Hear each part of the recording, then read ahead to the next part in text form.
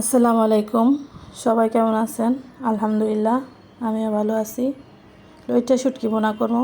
দিয়ে দিলাম পেঁয়াজ কুচি, রসুন কুচি। রসুনগুলো আমি 4 ফালি করে নিছি।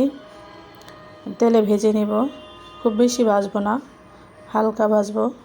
ভাজা হয়ে গেছে, এখন দিয়ে দিলাম রসুন বাটা। রসুন বাটাটা অল্প একটু ভাজবো আমি, যাতে কাঁচা স্মেলটা না থাকে রসুনের, সেজন্য।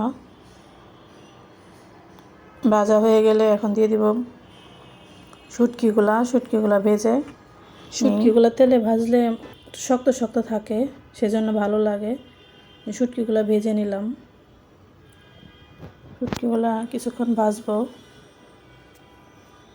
তারপর দিয়ে দিব অল্প একটু হলুদ। বেশি দিব না হলুদ, একেবারে অল্প দিব। বেটে রাখা মরিচ একটু বেশি দিব, একটু ঝাল ঝাল করে করবো, সেই জন্য মরিচটা একটু বেশি বেশি দিলাম। এই তো ভাজা হয়ে গেছে, এখন একটু অল্প পরিমাণে পানি দিলাম। বলক আসা আগ পর্যন্ত অপেক্ষা করব। বলক আসলেই লবণ দিব, কারণ আমি লবণ দিইনি এখনও।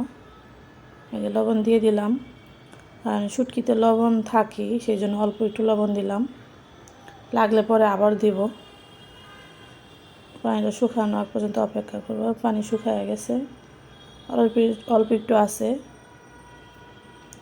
শুকাই দিয়ে নামিয়ে ফেলবো তেলটা উঠে আসলেই।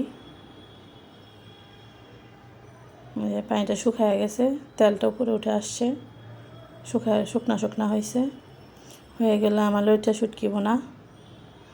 কোন আপুরা এভাবে করেন বলবেন, কমেন্টসে জানাবেন।